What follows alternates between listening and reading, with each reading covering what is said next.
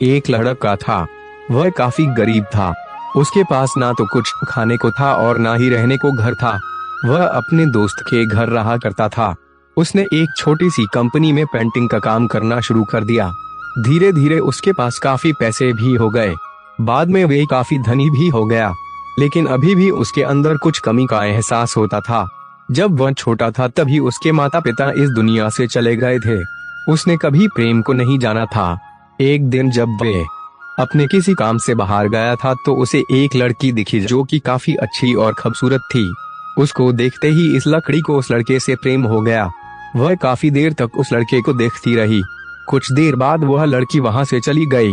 कुछ दिनों तक यह लड़का उस लड़की को खोजता रहा, लेकिन वह लड़की न मिली। लेकिन नियति ने उस लड़की से इस लड़की को मिला दिया। वह लड़की इस लड़के के घर काम की तलाश में आई थी। लड़के ने लड़की को तुरंत घर के काम के लिए रख लिया।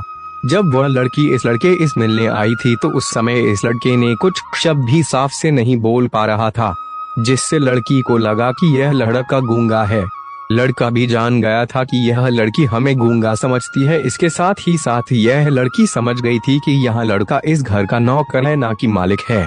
अब जब भी यह लड़का उस लड़की के पास जाता तो गूंगा बन जाता है। धीरे धीरे वह लड़की इस लड़के पर काफी रहम खाने लगी। अब उसे इस लड़के के लाचारी पर प्यार होने लगा, लेकिन फिर वह लड़की एक बात से डरकर पीछे हट जाती थी। इस लड़की के भी माता पिता बचपन में ही मर चुके थे। इस लड़की को इसके चाचा ने पाला था और वह चाहता था कि वह जब तक जिंदा रहे यह लड़की उसके खाने और पीने का पैसा दे।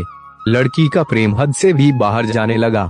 लड़के के एक हांसी पर भी वह लड़की दौड़े उस लड़के के पास पहुंच जाती थी।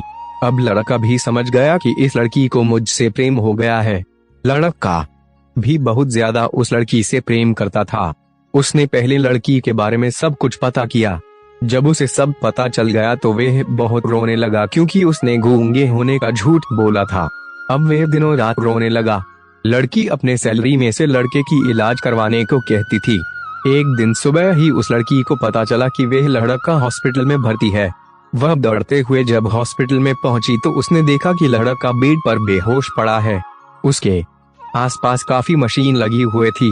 जब लड़की डॉक्टर के पास पहुंची तो वहां पर डॉक्टर ने उसे बताया कि लड़का अब बोल नहीं सकता है। उसने अपनी जीभ को कटाने की कोशिश की है। इसके साथ ही उस डॉक्टर ने उस लड़की को एक पत्र दिया। उस पत्र में लिखा था, मैं एक काफी धनी लड़का हूँ। जिस घर में तुम काम करती हो उस घर की मालिक मैं ही हूँ। लेकिन इसके साथ ही मैंने तुमसे एक बहुत बड़ा झूठ बोला है कि मैं एक गूंगा हूँ। अब इस झूठ का प्रायश्चित करने के लिए मैं ऐसा काम करने जा रहा हूँ।